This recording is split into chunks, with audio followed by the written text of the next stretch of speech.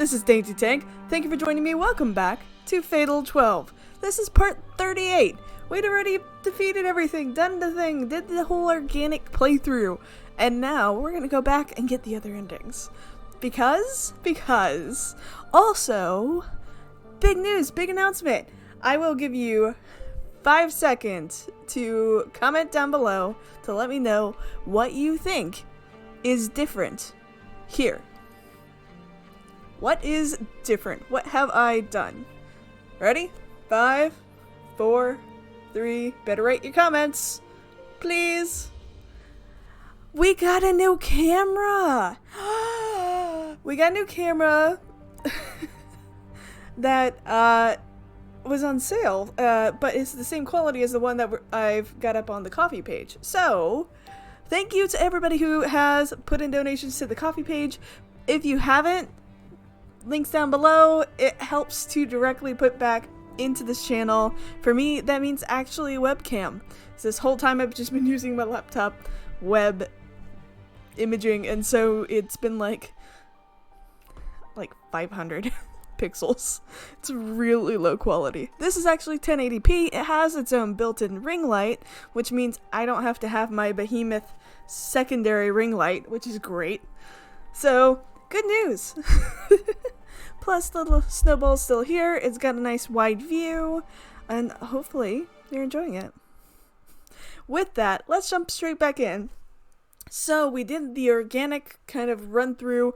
There's so many times we could have tripped up. So many times. There's apparently 4 bad endings. So let me jump straight into this. Let's look at extras.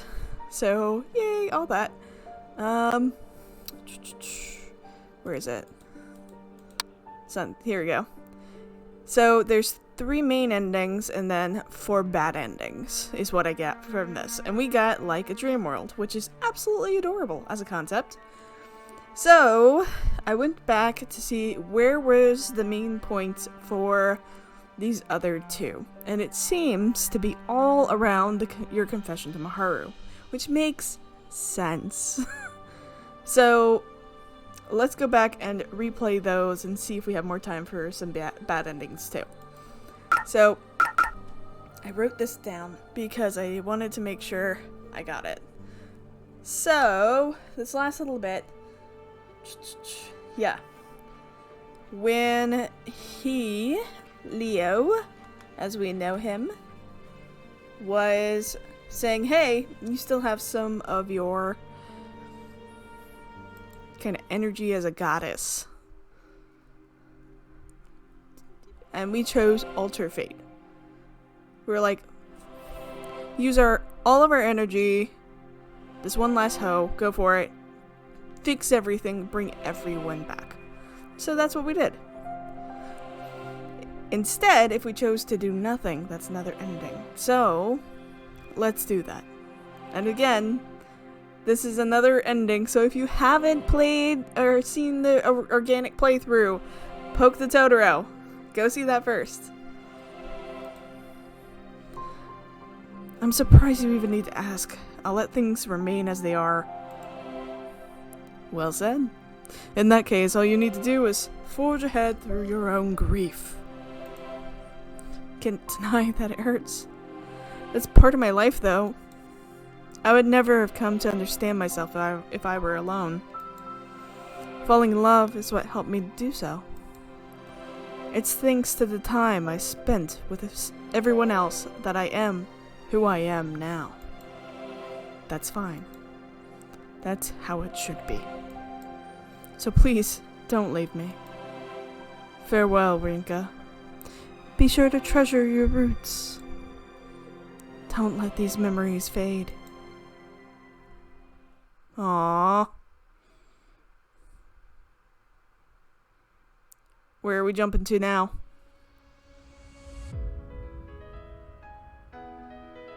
Oh yeah, we're gonna click through this. There we go. Oh, hi! Not bad. I'm sitting on a bench at the park, sipping away at some coffee I've made. I make it a point to remain here all day. I apparently need to be at this specific place today anyway. That's why I made some coffee for myself. I was given a plastic cup that's used for takeout samples, but I decided to give it a try. I should let Naomi try one out the next time I see her. This place is special to me. Many important things have happened here. It's where I first met Maharu. It's where I spent my time with my gran. It's where Naomi said she'd shoulder my burden with me. And it's my final destination. The place where all 12 of us were supposed to gather. I trust that my choice is the correct one. My memories of Maharu remain as a result. Today served as the end of divine selection. Forever. I still feel the power within me, but like the man said, it's only a matter of time till that fades away. Is there any meaning to the days that happened, but were undone? It's a sudden question that comes to mind. But it's one with an obvious answer. There isn't. All that remains now are my memories of those times. Man, I'm bored. My thoughts are spoken aloud involuntarily, and I cast my gaze up to the great blue sky. Fatal 12. So that was very sad. Like, I love that you have that ending as an option too. Like, you actually go through and the Fatal 12 ceremony and the Court of Fate rules supreme, and all of them are lost, essentially, but your memories of them are not. So Rinka chose to allow everybody to remain perished for the sake of just her memories and her growth as a human. There's a lot there. So let's go back. So the second one is actually way back here during the confession, because everything is dependent on the confession, because we accepted her answer the first time and accepted her confession, went on those dates, and then Maharu kind of self-destructed, and that's where this choice with Leo comes up. This one, and I was sitting there wondering about this. I was like, weird. Why is this an option? I was like, give her an answer or put it off for now. I was like, didn't you guys come all the way out here to do this? Like, this is the reason you're out here. Like, you went with her knowing she's expecting your answer. So, why? Apparently, it's another ending. Put it off for now. I can't give you an answer yet. Excuse me?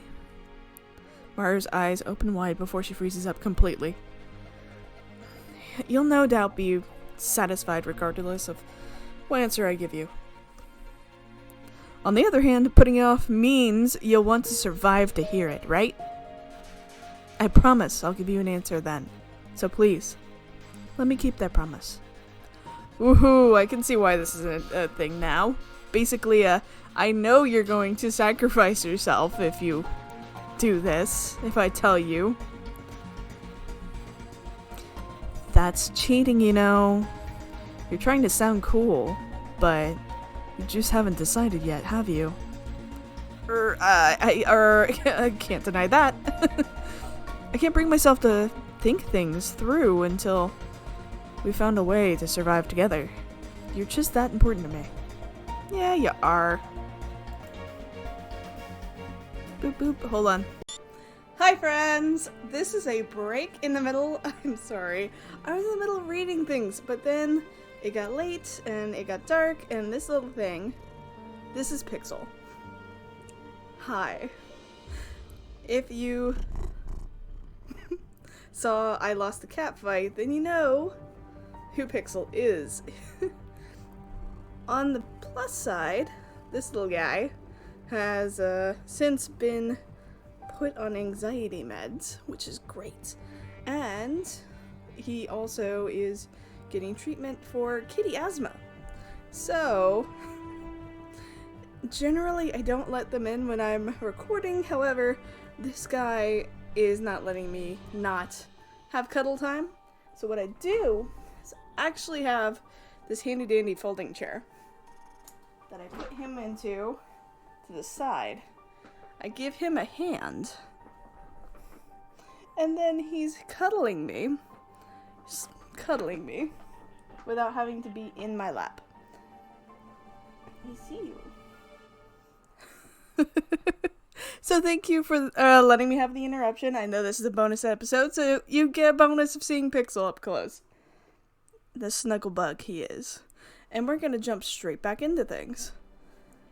Last we left off, boop boop, we're on the second ending. Here we go. Their future. So we just basically said put it off, and I think honestly it's probably the better ending, probably, if we're setting this up so that way Maharu can't sacrifice herself, which would be great. But I digress. Here, let's just jump straight back into things. I can't bring myself to think things through until we've found a way to survive together. You're just that important to me. You even got Mao to help you out so you could get an answer from me before the next election. Ooh. With that done, you'd let me elect you. You even lied about seeing what would happen if we can't elect one another. She pulls her eyes away from me. I know this is the truth after asking how she felt earlier. Oh, for sure this is the best ending. Her love for me means she'd do whatever she can to make sure I survive. Sorry, but there's no way I'd forgive you if you let yourself die. So do you hate me now? Of course not. How about you? Do you hate me after having to deal with how indecisive I am? Honestly, I had expected this response the moment you posed your little question. Huh? Having said that, no.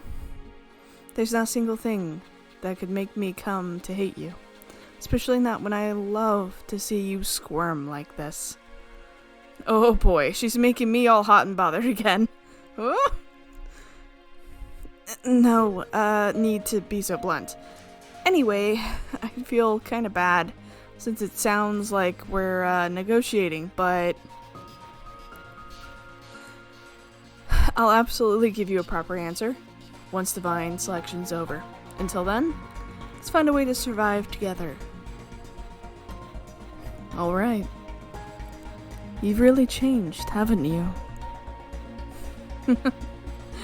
I'd come back to haunt you if I died now. So I guess it's time to swallow my pride. Yes. I'm not the only one who's changed. Maharu just changed a bit right now. Let me ask you though. You're not just putting it off, right? Can I take this to mean I actually have a chance? Yeah, I can't say for sure, since I've never been in love before, but it could easily swing either direction. Sorry for sounding so smug despite not giving you a proper answer. Don't worry about it. I just wanted to settle this regardless of the outcome. In that regard, it's nice to know I'm not chasing shadows. She brushes her hand through her hair before smiling. Before smiling. The light from Tokyo Tower reflects off her. She's so cute. Not only that, but she's smart and capable as well. She could be a bit mean sometimes, but she's always thinking of her friends. She makes it seem like life's so easy, but in reality, she works hard to make it so. It's tough to take all that into consideration and tell her she has no chance. If I'm being honest, I'm still not sure. I really am the worst. No, you weren't. You're actually doing, I think, a good thing. Anyone else would have ditched me by now. Following that, we make our way back home. We have to walk back to the station together, but that's fine. Being together doesn't feel awkward tonight.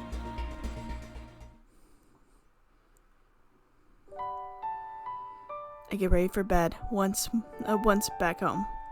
Way too much has happened today. First, I finished my finals, then Mao dragged us all out. Then I had to finally give Maharu an answer. Well, technically I didn't, but we reached a conclusion for now at least. I really should sleep for now. Store will be open for the first time in a while tomorrow, so I need to get up early. There's a lot to be done. I've messaged my gran as well, so all that's left is to shut my eyes.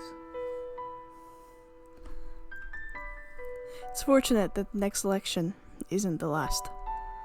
We'll still have a week to work things out, if nothing comes from this one. As much as I want to finish the diary, I'm better off getting some rest. Yeah, you are. Woo! Oh, I'm sorry, I stopped. Morning already? Drag myself out of bed and stretch. I'm opening up the store for the first time in a while today. There's a lot of preparation to make, so the store is only going to be open from 9 a.m. to 4 p.m.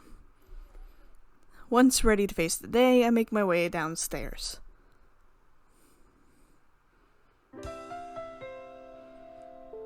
Phew. Sit down for a breather after the day's work is done. Shifting back into work mode is a pretty exhausting process after spending so many days with my head in the books. At least working here really is fun. Plenty of regulars stop in since it's Saturday too. It isn't busy in the afternoon thanks to the limited food menu, but it gets pretty packed toward the evening. Easily the busiest day since I first took over the store. Door chime rings while I'm relaxing. It's a customer I'm oh so familiar with. Naomi! Oh, hey, have you closed for the day? Hey, come on in. No need to worry about the store hours since you're my friend. Sorry. I have... Naomi take a seat at our usual table and then head back into the kitchen to brew us some coffee. Once it's ready, I sit down with her.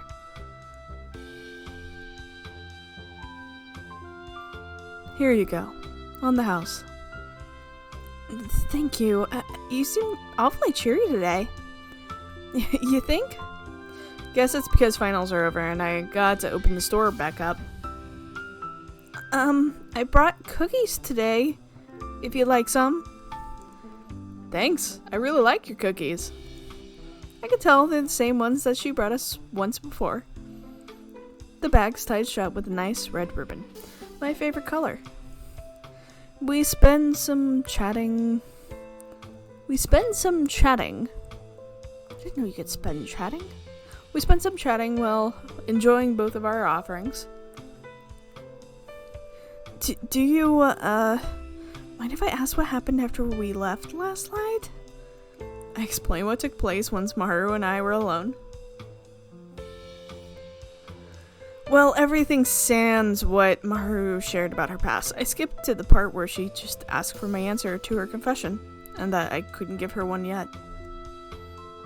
Naomi acts strangely relieved over it. Oh? Probably because I mentioned that Maharu came to this decision to survive as well. Have you finished the diary yet? Nope, been too busy with finals. Chances are I'll finish it tonight though. Okay, do you mind if I stop by tomorrow after closing time? I'll bring Maharu too. Sounds fine. It's worth discussing, even if it's ultimately no valuable info in it. Not every day you get to read about the diary life of someone from a whole century ago.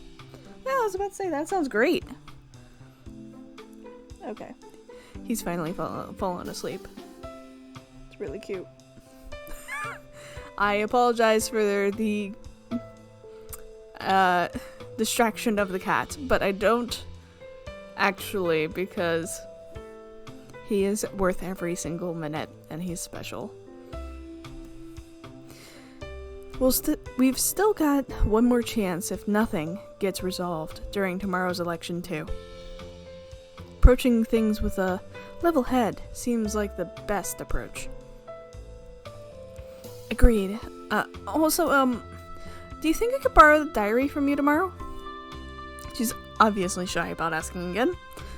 I tell her it depends, and she responds with a smile. You should let her have it. She should be the one reading it. If the past few weeks have told me anything, it's that I should focus better when reading at night. I set a cup of coffee down next to the diary and crack it open. You shouldn't have coffee that close to something that's an ancient relic. Meow. Lethe. Lethe curls up at my feet. It gets pretty humid in July, so I guess the floor here is the coolest place for it to rest. Yeah, he's still fine. I'll have no luck getting it to move either, so I bring it some milk before getting started. My great-great-grandmother is the one who wrote this diary. Her sister owned a cat named Leo, too. Wonder if she wrote the diary in a similar environment. Coffee by her side, cat at her feet. Makes me think about how, while the times may change, our actions never really do. It's kind of funny. The bookmark I've used is shaped like a cat. Okay. I finished both my second cup of coffee and the diary around the same time. What the? Here we go. This is what we were wanting, is what in the heck happened in that diary.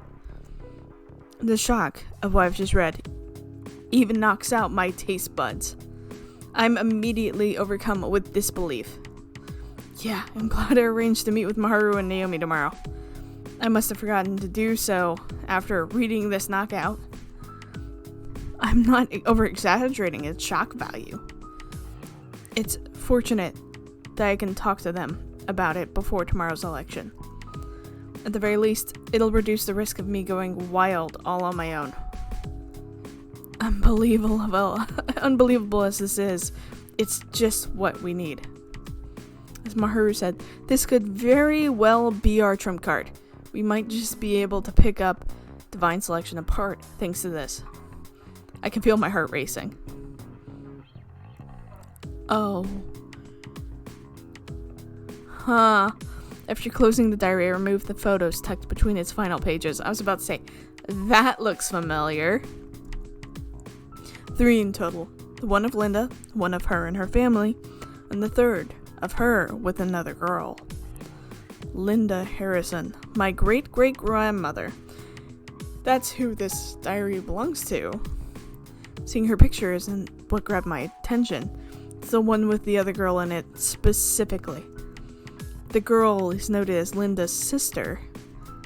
The photo isn't high definition or anything. It's turned sepia with age. Oh no! Go back. Can it go? Okay. Linda's sister. It turned sepia with age. But I know for a fact that's Diana. She's a spitting image of Parsa. She probably is Parsa, and that makes sense. Her clothes are more appropriate for the time of the picture, and her hair isn't as long as it is now in the dream world. Regardless, this isn't a case of passing resemblance. They're the exact same person. Every nerve in my body is telling me so. It's theoretically impossible for this to be true. Does that mean she's your great-great-grandaunt? Yeah. Right? Yeah. But what's written at the end of the diary makes the impossible a reality. That's not all, though. I somehow materialized a new card. Number 13. Name: Diana Harrison. A 13th numeral that shouldn't exist. Oh, this breaks open the game. Which means it's the goddess's card. Can't help but mutter it aloud. Maybe it's my way of forcing myself to accept the truth that I've just uncovered. That's a lot. That's amazing.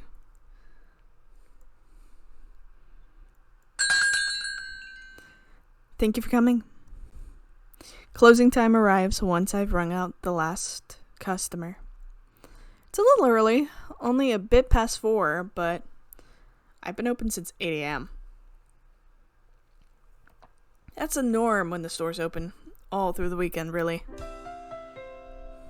You're such a hard worker. She sure is! Oh my god, you guys are so cute. Maharu and Naomi have arrived a little bit earlier. They've been waiting for me to finish up for the day. Once done with my cleanup duties, I make my way over to our usual table. I hand them both a cup of coffee as thanks for coming. I'm glad I got to see the two of you before tonight's election. That's the only way I can think to lead into this topic. Following that, I place diary on the table and open it up. I was about to say, I see the diary right there. The photo is what I want to show them first. Is this some kind of joke? That's Maharu's immediate reaction upon seeing it. Naomi seems puzzled, so I explain its significance to her. About how the girl in the photo is Diana Harrison, and her uncanny resemblance to Parsa. So she and Parsa are the same person? I say nothing, but offer a reaffirming nod. Mm-hmm. Now that they've seen that, it's time to show them the name card of numeral 13. The goddess has cards too. I wanted to use these to preface our discussion, but maybe I've served the entree before the appetizer, as it were. You could cut the tension with a butter knife. First things first, this diary was written by my great-great-grandmother, Linda Harrison. Now feels like the right time to talk about the context of the diary.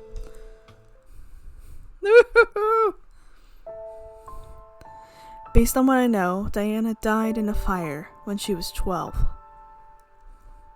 Linda wrote about her regret over this tragedy at the end of the diary. She regretted not being able to save Diana despite her pleas for help. The main issue is that the 11 weeks leading up to her death, though.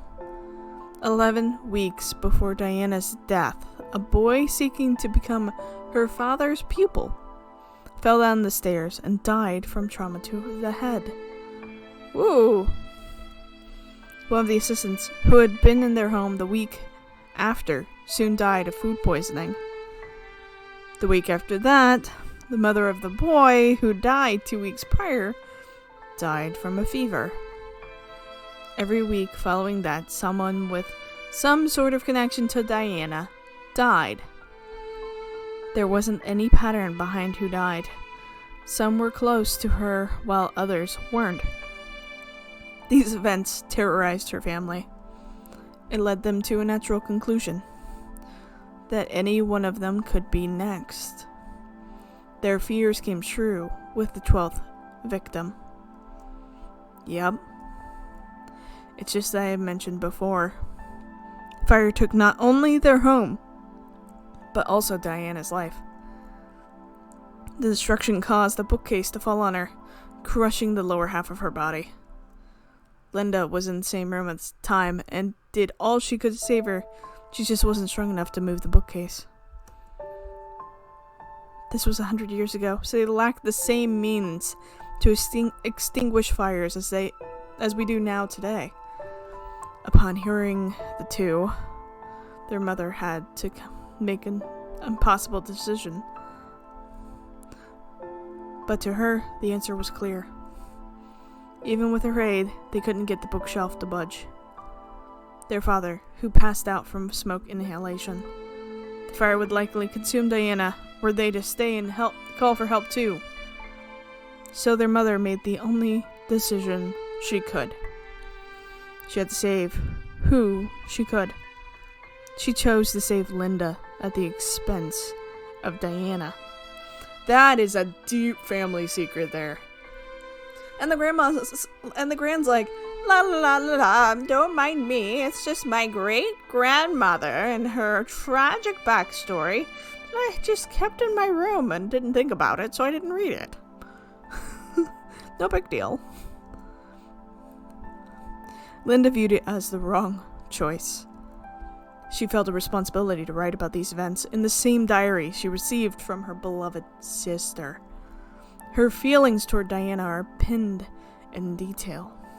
It's through them that the entire tale feels all the more tragic. Oh. That's the most important thing I came across while reading. Things remained tense after I finished my explanation. Understandably so. It's hard to remain composed when you realize that the cute girl in the photo died not long after it was taken. Anyway, this is a sure beat to be our trump card.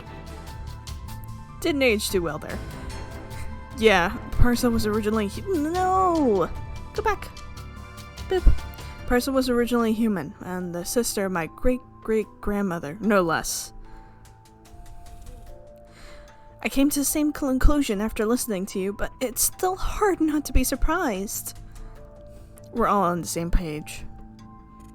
12 participants competing over the span of 12 weeks, so the events leading up to her death may have been the basis for divine selection. Yeah, tragedy through and through. There's a lingering sadness in Maharu's voice. I doubt she could feel anything else in the face of this revelation. So a human became a goddess. Part of me finds that hard to swallow. Both the card of fate and divine selection exist, though. The rewriting of the events and memories, too. We have to accept that the possibility exists based on what we know. This is just a theory on my part, but it doesn't seem like Parsa has any memory of her time as a human. Really? That makes sense. She sees us as nothing more than inferior beings. It doesn't feel like she's spiting us, because she was once human either. Her role as a goddess is unquestionable to her. That's how I saw it before now, so I agree with Maharu's theory. All three of us start to ponder on our own. Naomi eventually speaks up, suggesting that we've probably noticed what she's about to say. You should be able to elect Parsa if you've materialized a card of hers, shouldn't you? Both myself and Maharu stare at Naomi in response. Our cards contain information that represents our past, present, and future. Most importantly, they allow us to elect and eliminate others. The fact that Parsa has her own cards must mean she can be elected as well. There are too many unknown factors, though. I've got my card book with me, but a card hasn't materialized. Odd, considering I now know both her name and what she looks like. Does that mean Rinka's somehow special then?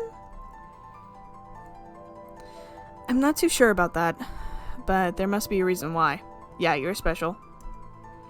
I've been wondering why Maharu's card book never reacted to the information I shared. I've been wondering something else too. Something Naomi picks up on as well. The circumstances surrounding Diana's cause of death have been made clear, but Rinka hasn't obtained a card for it. Based on the contents of the diary, her cause of death would either be from the fire itself or smoke inhalation. Linda didn't witness the moment Diana died, though. I think something might have happened after she was dragged away. There are plenty of possibilities then. Blood loss, ceiling collapsing in on her, so on. It's shocked how calm we were We are, well, imagining events that are 100 years ago. That's the only method we have to learn about Parsa, though. It's a possibility that's been right before us since the beginning, and yet it's the one we've only discovered at the very last minute. Putting aside whether it's possible to elect her or not, we'd still need her regret. That's gonna be the hardest part. There's no way she'd get an answer by asking her directly. It's not like she'd even be able to, if our theory about her not remembering her past is true. It's nothing but theory, and yet it's one we have to base everything on. I want to believe that we're not following the wrong trail. This gives me hope, though. Electing her has to be the way we both survive. I share your hope. But we can't be sure this is the only way yet.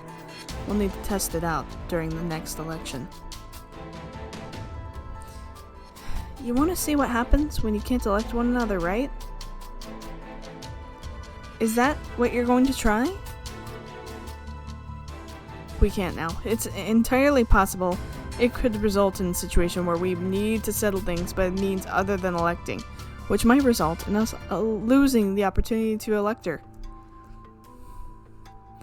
Isn't it dangerous to ask her about it, though? She could always prepare countermeasures if she knows what you're planning. That's true. Perhaps it might be best to do nothing this time around, rather than rush things. If we can't figure out by the 12th election, then we can try it. Yeah. We can't let her know we have her card either. You're so close, though! Naomi's words hit close to home. I'm getting my hopes up. All that's left is to turn my hopes into a winning strategy. It's kind of ironic, though. We talk about fortune smiling on those with hope, but we're dealing with the goddess of fate here. So, can I borrow the diary then? I can tell she feels guilty asking, but she doesn't... Oop. Hold on. Boop. Better. But she can't suppress her curiosity. Sure. Just remember that's my grand's. I need it back as is. Thank you. I'll treat it with the utmost care. Part of me's worried you'll embrace it so hard it'll crumble. Important and valuable as my grand as it is, I'm sure it'll be fine in Naomi's hands. Plus, she's the one who could probably figure out more from it. It's a source of information, too. Naomi might be able to pick up on something I missed. There we go! Once we finish that topic, spend the rest of the day hanging out as normal. Both of them head home, after dark. Seeing them talk to each other like friends, when I see them off, is a relief.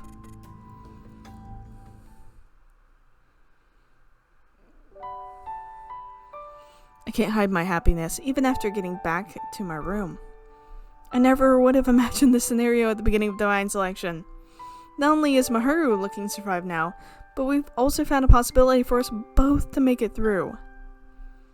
Parsa, huh? It's basically confirmed that she used to be human. What happened during her dying moments then? Something must have caused her transformation. We're left with more questions than before, but it's also proof that we're making progress. I'll do this, no matter what. Having stilled my will once more, I dive into bed in preparation for tonight's election. Whew.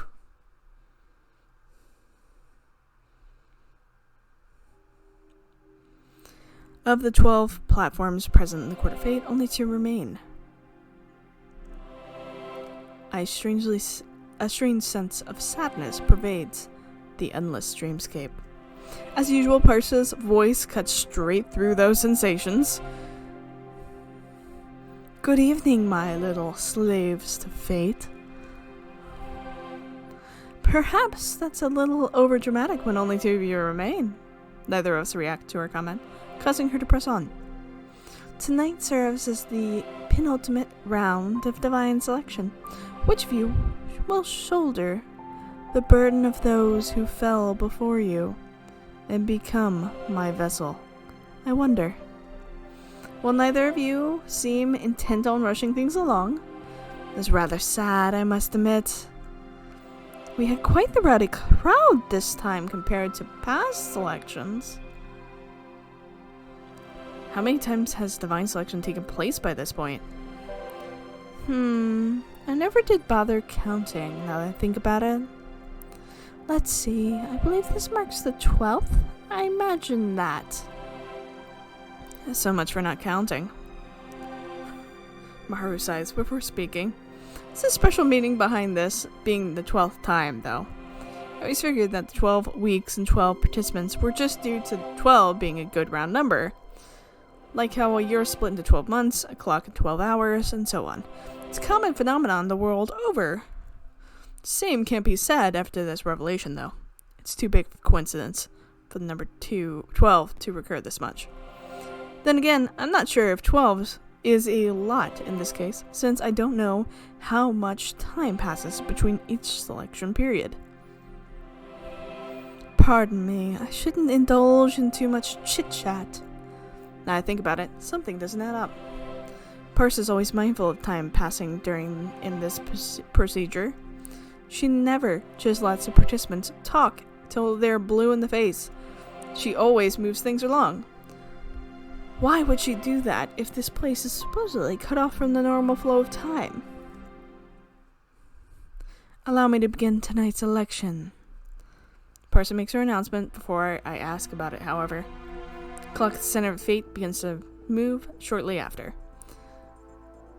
Will you have an election from you tonight, numero 1? You won't. Very well. Parsa shifts her gaze to Maharu. And yourself, numeral 2. My lovely former vessel.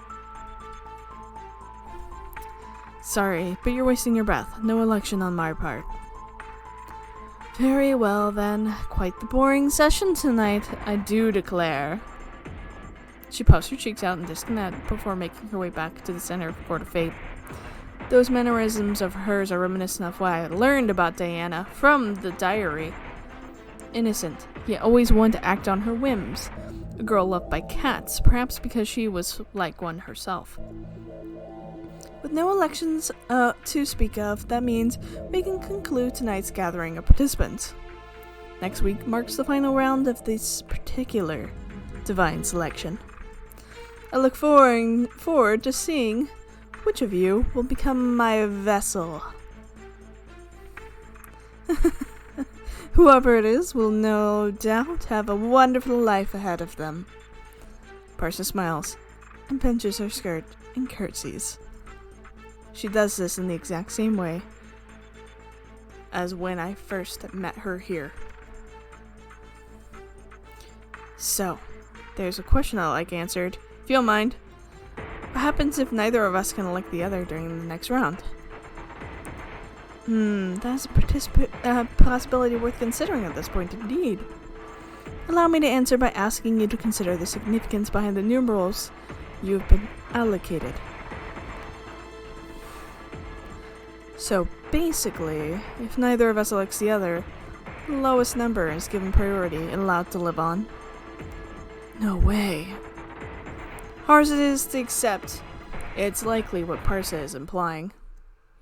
It's a simple enough conclusion. Hold on. Sorry about that.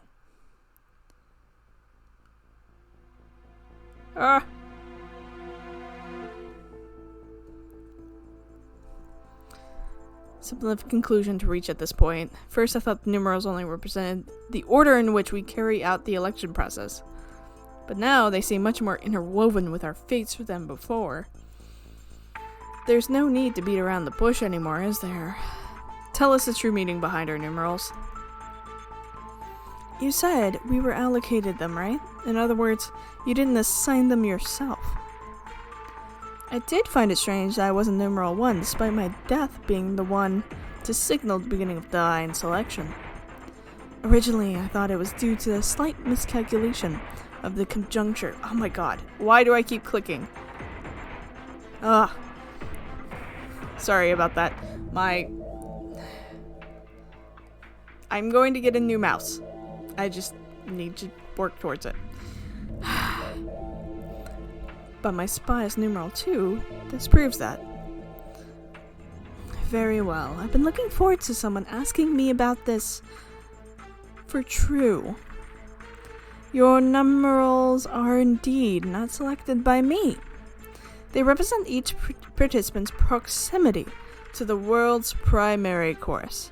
To this effect, numeral 1 is closest, while numeral 12 was the farthest. Neither of us really understand what she just said. I can't say I've ever heard about this primary course or whatever before.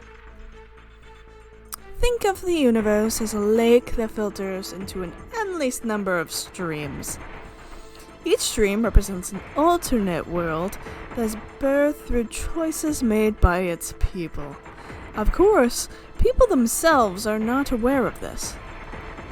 The Court of Fate serves as a place to overlook those streams. I recall you mentioning that last part during the first round. Indeed. Hold on a second, I'm not following. Let's say you think about eating bread for breakfast. In this situation, a world where you do and a world where you do not are both spawned. Huh? She tries to give me a basic example, but it flies right over my head. I was about to say, this is the multi-worlds theory. Her cheeks puff up, likely due to me interrupting her before continuing. What is it that leads to the creation of these two different worlds? The very moment you choose to have bread, you imagine a scenario where you do and one where you don't. The universe is not as stable as people believe. Personal perception plays an integral part in its existence. You may have gone ahead and eaten your bread, but the outcome of not doing so now exists in your imagination. As such, that outcome becomes a reality in another world by nature of you recognizing it. This is what I refer to when speaking of the world's primary course and its branches. Going back to the previous example, having bread would become part of the primary course, the lake. The world where you didn't would become a stream that would gradually stray further and further from the primary course. Are you getting this? During my question, not toward Parsa but Maharu, she nods and then goes on to explain. We could call ourselves observers of a sort. The primary course follows the most likely scenario. I expected nothing less of you. Do you perhaps remember that we've had this conversation once before? Maharu shakes her head in response. Her quick explanation helps me to understand things, though. If we're talking about the more likely scenario, then me having bread falls under that, because it's a scenario born from my initial desire to do so. We've strayed from the main topic somewhat. Parsa forces a cough before proceeding. You all lost your lives during the juncture of causality, but worlds exist where that never happened. Using my power over fate, I linked each world where one of you survived to the primary course. So the primary course concurrently comprises worlds where we both died and survived? Not quite. The contradiction can only sort itself here in the dream world, which is created from humanity's dormant consciousness.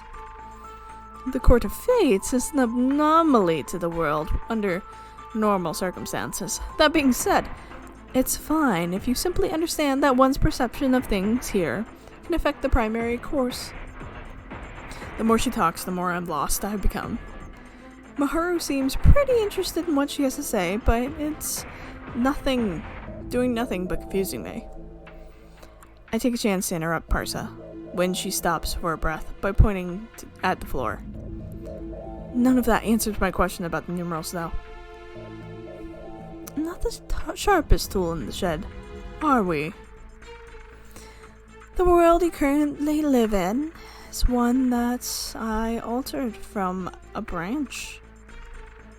In simple terms, your numerals represent the ease with which your fate can be altered, from lowest to highest. I think Parsec gave up on explaining toward the end there. I get the gist of what she's saying now, though. So basically, you cut out whoever was the highest numeral to make the final alteration of fate easier, right? Oh, correct you are, my dear. I forgot that you tend to comprehend things that others don't. I notice Maharu nodding from a corner of my eye. I can't deny her claim if Maharu's agreeing. Furthermore, the 12-week period represents the limit of your ability to maintain this paradoxical world. Is that right? Who knows? I've never bothered to go past that. What's important is that doing so would tire me much more than I would like. She pouts following that statement. Can't help but think she's exaggerating a bit, mainly because she doesn't want to admit that she has a limit. Can't beat her divine pride. Anyway, the gist is that she's only capable of joining the branches together with the primary course for 12 weeks. What happens to the worlds where each participant's death has been undone when they're eliminated? Fantastic question, my dear. While I may be able to alter the world itself, the world also has something of a counterforce. This exists to return both the primary course and each branch to normal. Once a participant has been eliminated, the world in which they're still alive becomes a branch once again and distances itself from the primary course more and more. So there are still worlds out there where they're alive. In that case,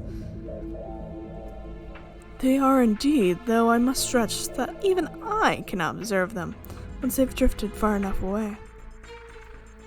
The juncture of causality that ties 12 of these worlds together is what allows me to link them to the primary course in the first place. Regardless, it's about time we end tonight's session. I've carried on for far too long already. Wait! Tonight's session resulted in no eliminations. I bid you both farewell for now. She wastes no time in making her announcement after cutting off the conversation short. Turn my gaze to Maharu, who calmly nods back to me. That's right. There's no need for us to panic right now. We need to throw our original plan out the window, based on what we've learned tonight. Should 2 participants remain, whoever has the highest numeral will be elected by default. This likely applies to the situation where we can't eliminate one another too. Our only hope now is that one card sleeping within my book. Oh, that was so much information.